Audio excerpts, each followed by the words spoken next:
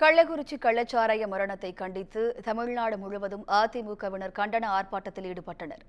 கள்ளக்குறிச்சியில் கள்ளச்சாராய மருந்தி 60 பேர் உயிரிழந்த நிலையில் கள்ளச்சாராய புழக்கத்தை கட்டுப்படுத்த தவறிய திமுக அரசை கண்டித்து தமிழ்நாடு முழுவதும் அதிமுகவினர் போராட்டத்தில் ஈடுபட்டனர்.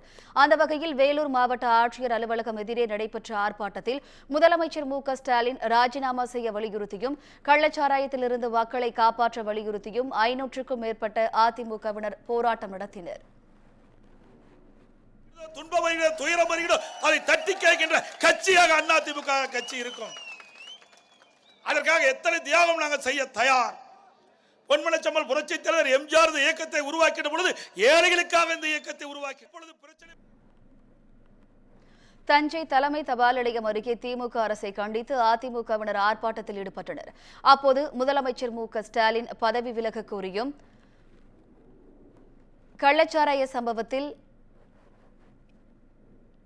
ஈடுபட்டவர்கள் மீது கடும் நடவடிக்கை எடுக்க கோரியும் முழக்கங்கள் எழுப்பினர்.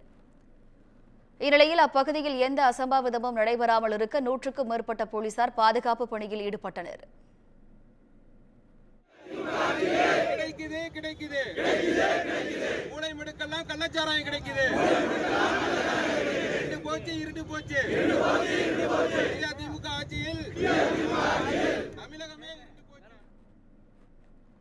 கள்ளச்சாராய உயிரிழப்பிற்கு திமுக அரசுதான் காரணம் என கூறி அரசை கண்டித்து தருமபுரியில் முன்னாள் அமைச்சர் KP அன்பழகன் தலைமையில் ஆர்ப்பாட்டம் நடைபெற்றது. இதில் கள்ளச்சாராயத்தை கட்டுப்படுத்த கோரியும் திமுக அரசுக்கு எதிரான முழக்கங்களை எழுப்பியும் 500க்கும் மேற்பட்ட அதிமுகவினர் ஆர்ப்பாட்டத்தில் ஈடுபட்டனர்.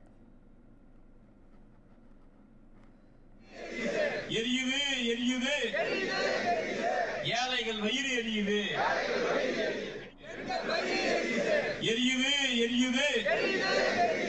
ஏழைகள் வயிறு எரியுது. திருச்சியில் கள்ளச்சாராய மரணங்களுக்கு காரணமான முதலமைச்சர் மு.க.ஸ்டாலின் பதவி விலக வேண்டும் என கூறி அதிமுகவினர் கண்டன ஆர்ப்பாட்டத்தில் ஈடுபட்டனர். திருச்சி மாவட்ட ஆட்சித்தலைவர் அலுவலகம் முன்பு நடைபெற்ற ஆர்ப்பாட்டத்தில் திமுக அரசுக்கு எதிராக முழக்கங்களை எழுப்பினர்.